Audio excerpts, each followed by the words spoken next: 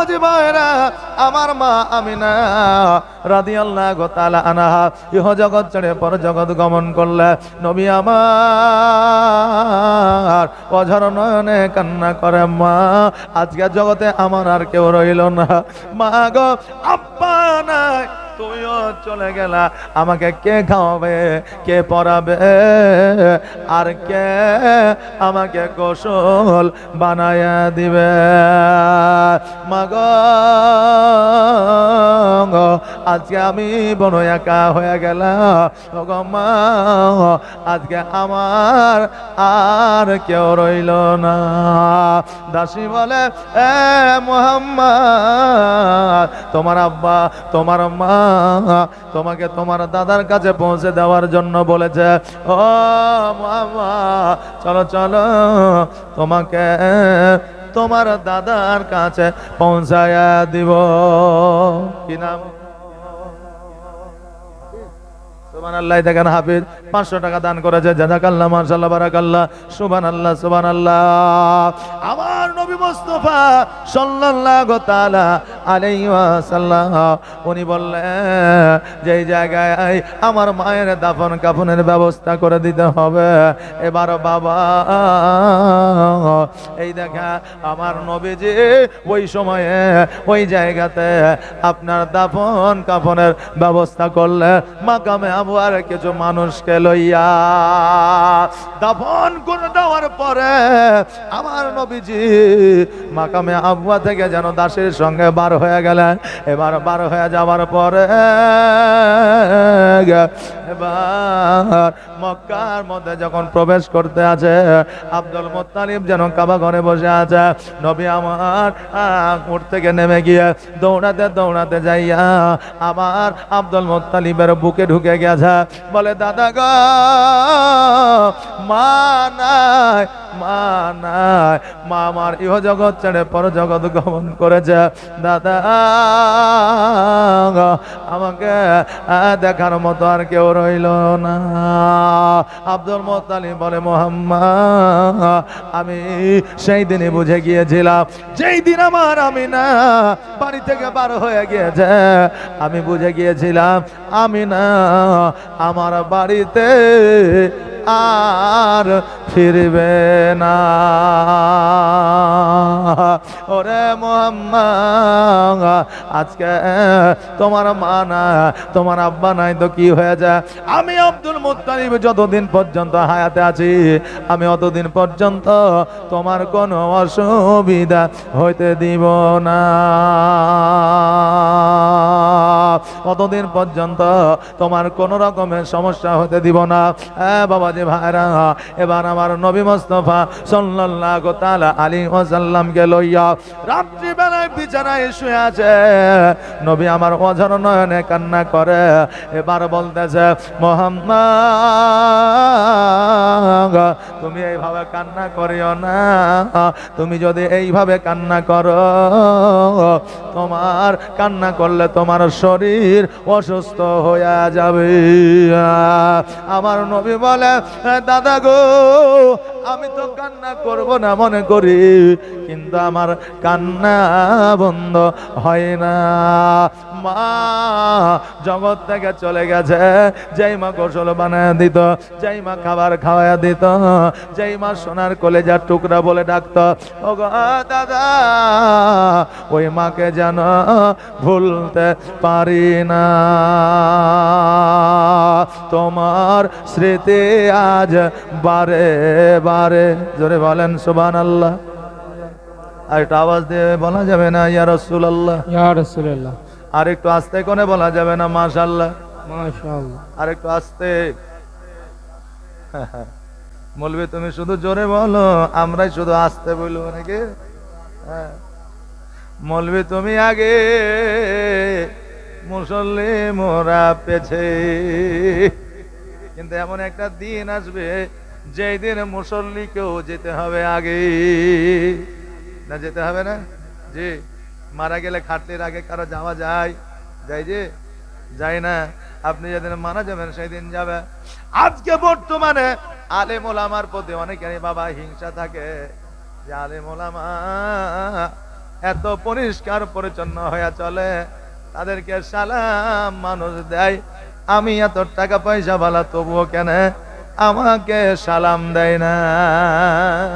আপনার কোটি কোটি টাকা থাকতে পারে, রাস্তা দিয়ে যখন যাবেন আপনাকে দেখে হয়তো যারা আপনাকে সম্মান করে তারাই আপনাকে সালাম দিবে, কিন্তু একটা আলেম যদি চলে যায়, তাকে চিনুক আর না চিনুক, সে আলেম বলে তাকে সালাম দিবে, আসসালামু আলাইকুম।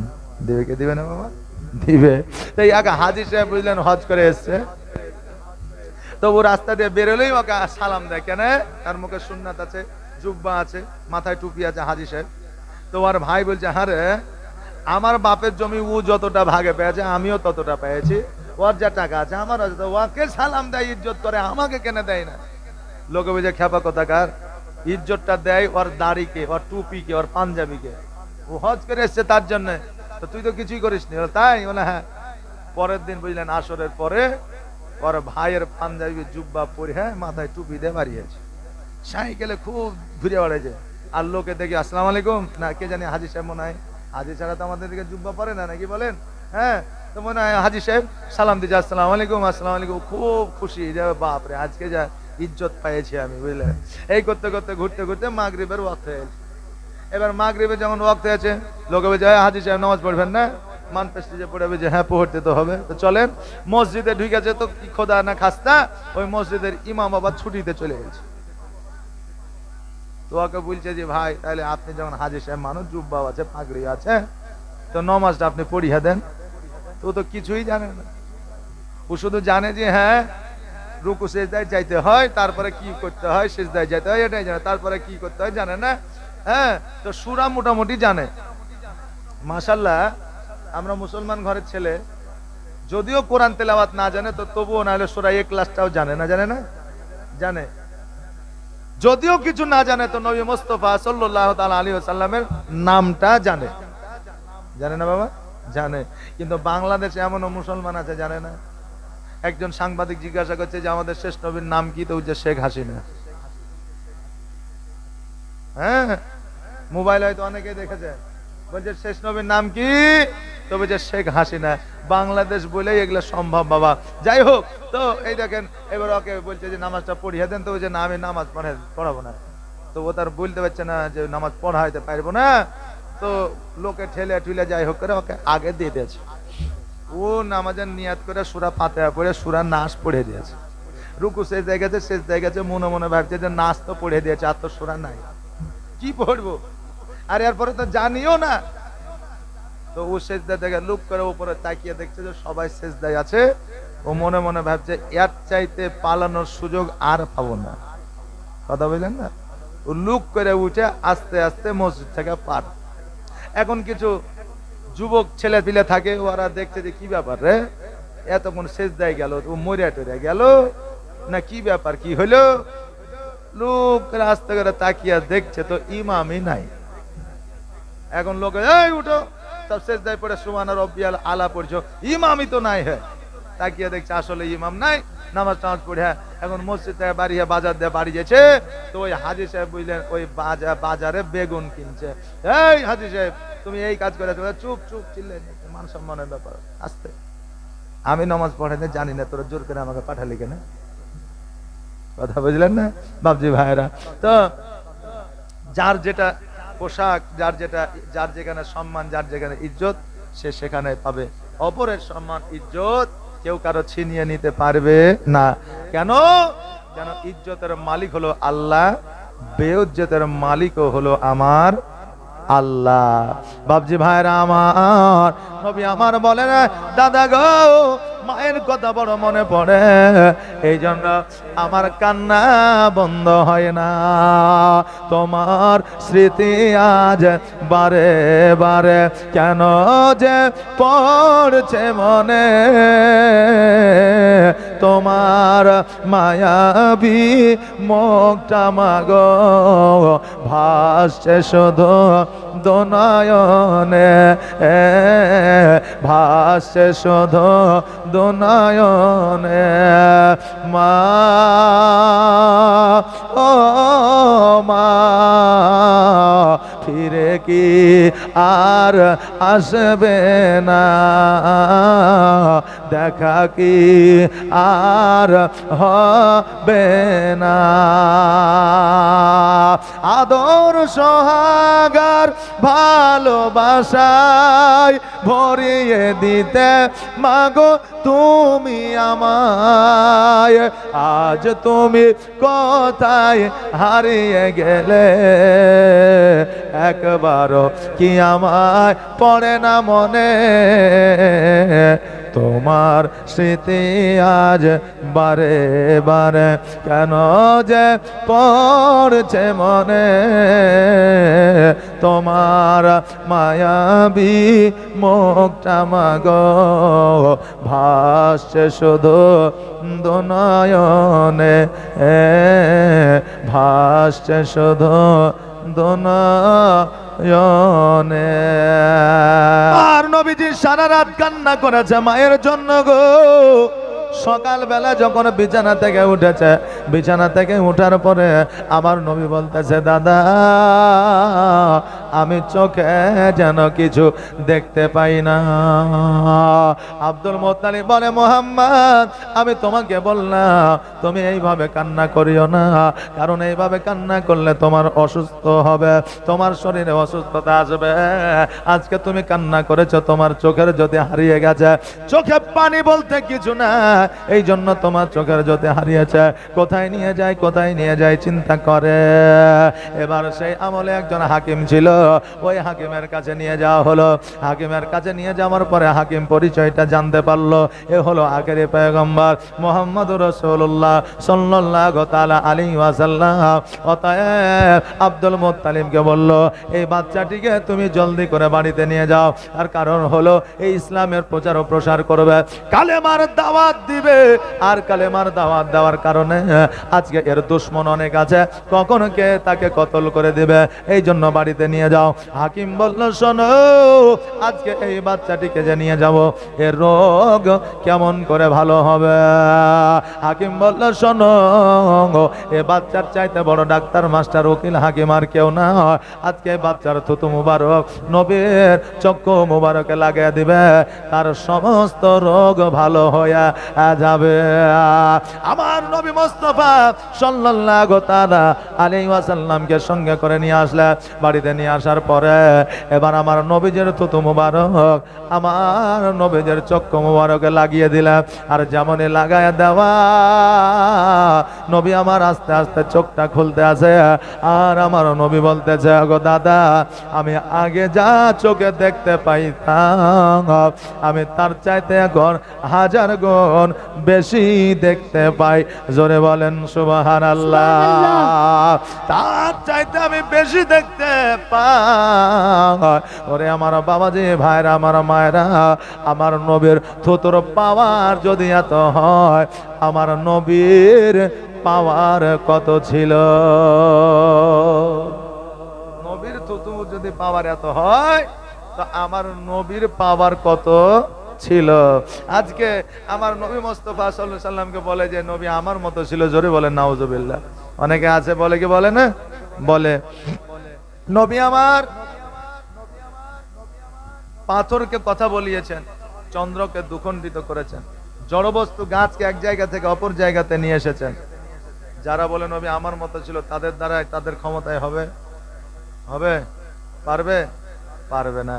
নবী আমার আজও পর্যন্ত সোনার মদিনায় জিন্দা, আজও পর্যন্ত নবী আমার কাঁদতেছেন উম্মাত উম্মাতির জন্য, আগামীতেও কাঁদবে, কিয়ামত পর্যন্ত কাঁদবে। কারণ নবীকে আমরা এতটাই ভালোবাসবো, কাল কিয়ামতের দিনে নবী যেন খুশি হয়ে যায়। জোরে বলেন সুবহানাল্লাহ। আজকে নবী আমার জন্য, আপনার জন্য কাঁদে, উম্মাত উম্মাতির জন্য।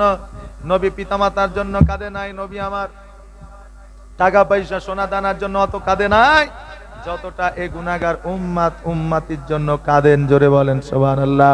কারণ হলো কাল কিয়ামতের দিনে যখন উম্মাত উম্মাতির দিকে নবী তাকিয়ে থাকবে যে আমার উম্মাত উম্মাতি নিয়ে কি নিয়ে আসবে, আর যখন আমরা গুনাহ নিয়ে যাব, নবী মুস্তাফা সাল্লাল্লাহু আলাইহি সাল্লাম আমাদের প্রতি খুশি হবে, রাজি হবে না নারাজ হবে? জি নারাজ হবে। কিন্তু তবু আমার নবী রহমাতাল লিল আলামিন, আমাদেরকে সঙ্গে করে জান্নাতে নিয়ে যাবে। নবী আমার বলবে, আল্লাহ গো, আমার গুনাহগার উম্মতিকে যতক্ষণ পর্যন্ত তুমি নাজাত না করাইবা ততক্ষণ পর্যন্ত আমি নবী জান্নাতে যাইব না। হযরত মুসা আলাইহিস সালাম বলেছিল, আল্লাহ গো, আমাকে পয়গম্বর করে জগতের মধ্যে পাঠিয়েছো, আমি বড় খুশি হয়েছে। আমাকে নবী করে জগতের মধ্যে পাঠিয়েছো, আমি বড় খুশি হয়েছি। কিন্তু নবীর উম্মতি করে পাঠাইলে আমি হাজার গুণ বেশি খুশি হইতাম। জোরে বলেন সুবহানাল্লাহ। আমরা যে বলি আমাদের কপাল খারাপ, ভাগ্য খারাপ, আমি বলবো ভাই রে, আমাদের কপাল ভাগ্য খারাপ নয়, আমাদের ভাগ্য এতই ভালো যে আমরা নবীর উম্মত হতে পেরেছি। জোরে বলেন সুবহানাল্লাহ।